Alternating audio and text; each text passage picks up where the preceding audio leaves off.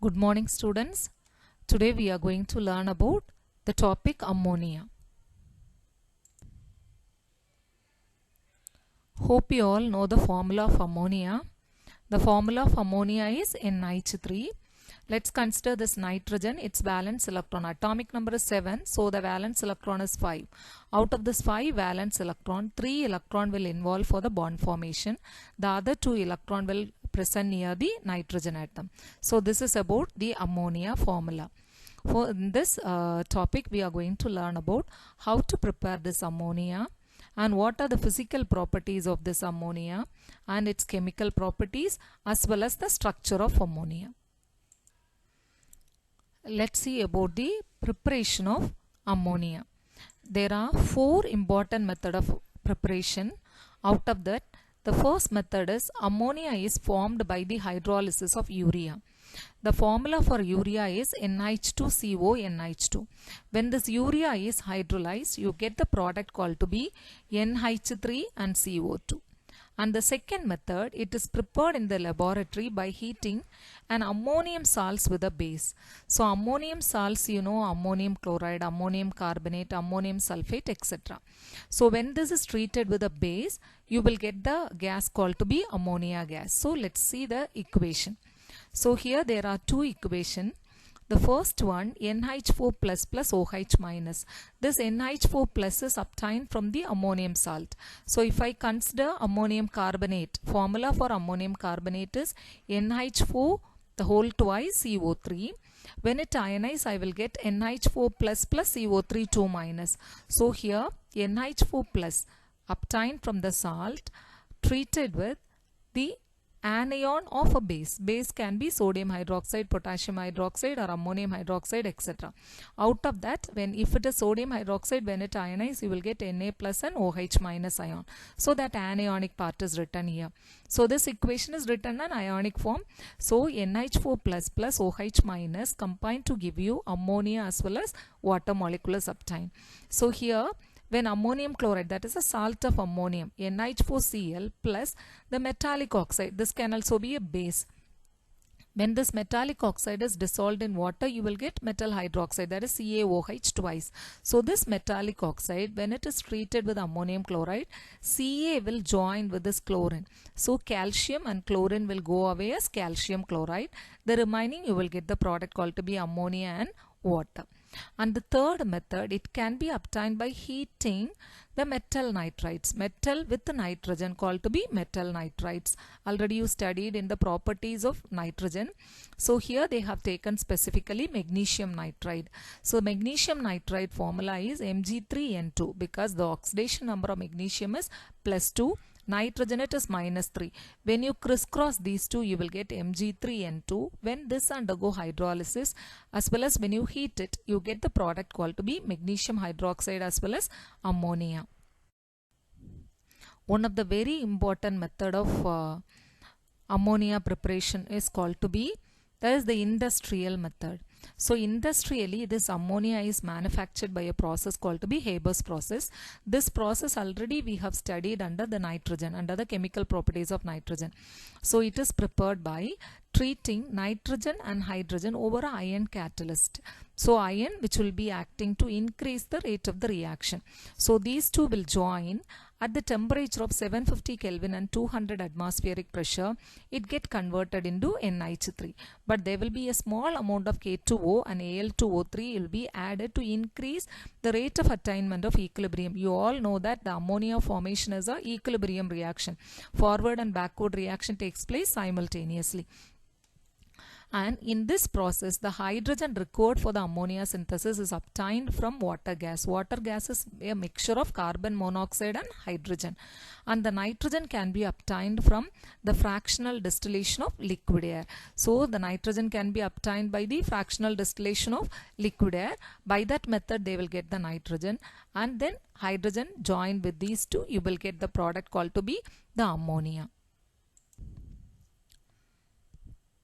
Now we are going to see about the physical properties of ammonia. So here the first one, the ammonia is said to be a pungent smelling gas and it is lighter than air. So the pungent smelling gas means the gas which irritate your eyes as well as nose, as well as this gas is lighter than air. Second one, it can readily liquefied by at 9 atmospheric pressure. So when you maintain the pressure of 9 atmospheric pressure, the gas ammonia can be converted into the liquid ammonia. And third, its boiling point is said to be minus 38.4 degrees Celsius and freezes at minus 77 degrees Celsius. The next important property, this liquid ammonia resembles water in its physical property. That is, it is highly associated through strong hydrogen bonding. You all know, you have studied in solid state as well as general aspect. You have studied that the water molecule formula is H2O. The oxygen in the water molecule has 2 lone pair of electron, hence it possesses the partially negative charge. As well as this oxygen in the water molecule is highly electronegative compared to the hydrogen. So it pulled the electron pair towards itself. So it carried the charge called to be partially negative. Due to the partially negative charge, the nearby hydrogen will carry the charge called to be partially positive. So this is one molecule of water. So this one molecule of water will be linked through the other molecule of water through a bond that is called to be a hydrogen bond. So this dotted line which represents the hydrogen bond between one water molecule to the other water molecule. So this is in water molecule we have a bond called to be a hydrogen bond. Normal bond in the water molecule is said to be covalent bond. This is one molecule is connected to the other molecule through a bond called to be hydrogen bond. So that is the nature of water. Likewise, this ammonia will also have the strong hydrogen bonding. Look at this structure where one ammonia molecule, nitrogen, is bonded with the other ammonia molecule through a bond, that dotted line called to be a hydrogen bonding. So it resembles the water molecule. Then ammonia is extremely soluble in water at 20 degrees Celsius and at 760 mm pressure. The next, at low temperature, too soluble. When ammonia dissolved into the water, you can get the two products. Those can be isolated separately. That is NH3.H2O or 2NH3.H2O. In these molecules, ammonia and water are linked by hydrogen bond. Look at this structure where this is one ammonia molecule, this is one water molecule. So in ammonia molecule, as you all know, the hydrogen have partially positive, nitrogen partially negative. In water molecule, oxygen have partially negative, hydrogen partially positive. So there will be a bond. This bond is the weak hydrogen bonding between one ammonia to the water. So this molecule is linked through a hydrogen bond. The next, in aqueous solution also, ammonia may be hydrated in a similar manner. When it is dissolved into the water, it is hydrated in a similar manner to get the product called to be NH3.H2O. So as well as it ionized to get the product called to be NH4++ OH-. So this is the general character of what? Water molecule, because even water molecule to ionize to give you the respective cation as well as the anion. Partially ionized. So there will be an equilibrium between this. Likewise, even the water ionized and there will be an equilibrium in that. Next, we are going to see a thing called to be one of the physical property that is called to be dielectric constant. As in the beginning of the physical property, as I said, the liquid ammonia resembles the water molecule. So there is a term, what is dielectric constants? This the value of dielectric constant will decide whether a particular substance is a very good solvent or not. So here the value of dielectric constant will be high. The solvent is ionizable as well as the water has very high dielectric constant. Therefore, water is the best ionizable solvent.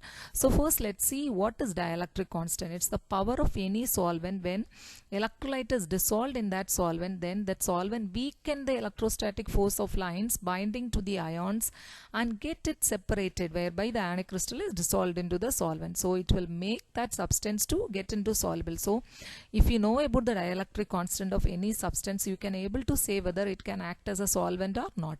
You all know the very good solvent is said to be the water molecule. Water molecule is called to be a universal solvent because it has a very high dielectric constant. Likewise, dielectric constant of ammonia is considerably high to make it as a fairly good ionizing solvents like water.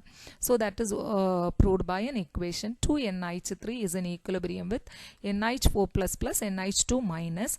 When we calculate the dissociation constant, that will be equal to the molar concentration of NH4+ into the molar concentration of NH2-. That value is equal to 10⁻⁻30. So the dissociation constant or the ionization constant of this ammonia molecule is said to be 10 power minus 30. Likewise, it was compared with the water molecule when water ionized to give you H3O plus plus OH minus, and its dissociation constant at 25 degrees Celsius is equal to 10 power minus 14. So like water, this molecule also ionized, hence this can also be a very good solvent, but not exactly similar like water, because water is the one of the universal solvent, but this also have a very good dielectric constant, hence this can also be act as a solvent. Next, about the chemical properties of ammonia. The first property is action of heat. When ammonia is heated above 500 degrees Celsius, it decomposes into its respective element like N2 and H2. But this can be, the rate of the reaction can be increased by adding a catalyst like nickel or iron. So when we increase the temperature further, it completely ionized into nitrogen as well as hydrogen. The next reaction is reaction with air or oxygen. Ammonia does not burn in air but burn freely with oxygen. It will not react with the air. Air is a mixture of various gases like oxygen, nitrogen, noble gases, etc. But here it will react purely with oxygen and get converted into the nitrogen as well as the water molecule. Water molecule will go as a steam, and the nitrogen burns with a yellowish flame. But another important method is called to be the Ostwald process. In this, when ammonia is treated with oxygen, it produces the oxide called to be nitric oxide, and this process is otherwise called to be Ostwald process, because using this nitric oxide we can able to prepare an acid called to be nitric acid. So this process is called to be Ostwald process, but this can be carried out in the presence of a catalyst, platinum as a catalyst. Next property is reducing property. Ammonia is a very good reducing agent. When it is treated with a metallic oxide, it reduces the metallic oxide into the respective metal atom. Next, reaction with acid and chlorides. The first one, reaction with acids. So when treated with, that is when ammonia treated with acid, it forms ammonium salts. So let's take an example of this. Look at this reaction where ammonia NH3, when it is treated with hydrogen chloride or hydrochloric acid, it converted into the respective salt called to be ammonium chloride. It proves that ammonia has a greater affinity for proton. It accepts the proton from HCl. H plus is accepted by this ammonia and it become ammonium NH4 plus than the water molecule. So these are the two reactions where in which the ammonia reacts with the acids to get the respective salt. The next is reaction with chlorine and chlorides. So the first one with the chlorine. So when ammonia treated with the chlorine, you got the product called to be nitrogen as well as the hydrochloric acid. But here I have taken excess of ammonia, that is 2NH3, 3Cl2. So here 2:3 proportion. But come to excess of chlorine. If I have taken excess of chlorine, double of this, that chlorine instead of 3Cl2, when I have taken 6Cl2, the product is entirely different, NCl3. This is an explosive substance, NCl3, that is nitrogen trichloride is obtained. So one is the reaction with the chlorine, the other one is the reaction with the acids. Formation of amides and nitrides. With a strong electropositive metal such as sodium, when sodium reacts with ammonia, you are getting the product called to be amides. Formula for amide is NaNH2. Sodamide or sodium amide. It's called to be sodamide. So you got the product called to be amide when a strong electropositive metal sodium reacts with ammonia. But at the same time, when magnesium reacts, the product is entirely different, called to be magnesium nitride, Mg3N2. So here already we have studied this Mg3N2 can be a starting material for preparing ammonia. When Mg3N2 is hydrolyzed, you are getting the product called to be ammonia. Here it's a reverse. Next, with the metallic salts, what would be the product obtained when ammonia is treated with a metallic salts? When ammonium ion or ammonium hydroxide, when it is treated with a metallic ion, that is Fe3 plus, the product obtained is metal hydroxide, FeOH thrice, that's nothing but ferric hydroxide is obtained. But at the same time, when this ammonia is treated with a copper metal ion, instead of getting the metal salt or metal hydroxide, you are getting the complex, that is the bracket which encloses something which is inside is called to be a complex, where there will be a metal will be at the center and the ligands are present, that is ammonia is present. So the name of this compound is called to be tetramine copper 2 ion. So this is called to be tetramine copper 2 ion. It's a coordination compound. Next, about the formation of amine. So here ammonia forms ammoniated compounds by ion dipole attraction. So first let's see what is ion dipole attraction. So here there is an example, CaCl2 dot 8NH3 is given. CaCl2, when it ionize, you will get Ca2 plus 2Cl minus. So one cation and anion is generated that ionize completely. So cation and anion separately. But in ammonia, you all know nitrogen has one lone pair of electron. This nitrogen bonded with the hydrogen atom. So as nitrogen has a lone pair of electron, it carry the partial negative charge. Hydrogen automatically will carry the partial positive charge. So in a molecule there will be a dipole is generated. So in ammonia there is a dipole, but Ca2 plus it's an ion. So that's what ion dipole attraction. So in this, the negative end of ammonia means nitrogen carry the negative part. So the negative end of ammonia dipole is attracted towards the Ca2 plus, hence this complex is formed, this molecule is formed. It can also act as a ligand. Ligand is something which can donate a pair of electron to the metal atom. So as ammonia has a lone pair of electron, hence it donate a pair of electron to a metal, so it can act as a ligand. And so as it is a ligand, hence it form a coordination compound such as CONH3 the whole 6 3 plus. That's nothing but hexaamine cobalt 3 ion. Another one is diamine argentate and 1 ion. So here this is two complexes. For example, when excess ammonia is added to a aqueous solution of copper sulfate, how this complex is formed, it was explained experimentally.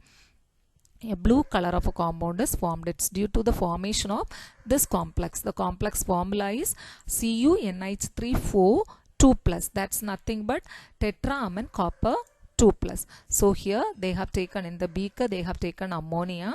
To that they are going to pour a copper sulfate. When copper sulfate is poured, a complex CuNH3 2 plus is formed, that is deep blue in color.